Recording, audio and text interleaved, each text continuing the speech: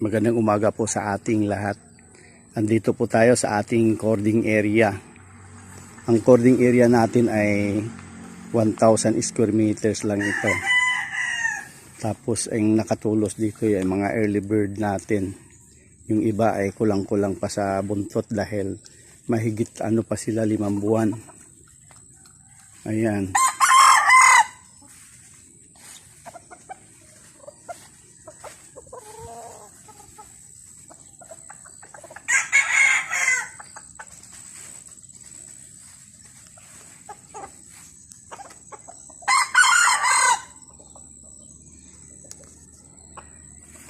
Sa cording area natin ay naitulos dito ay pa lang, mga 1/3 pa lang ito.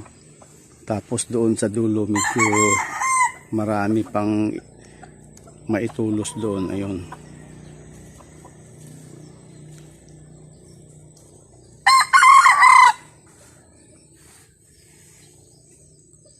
Hanggang dito na lang po tayo. Paki-subscribe lang po sa ating bagong YouTube channel.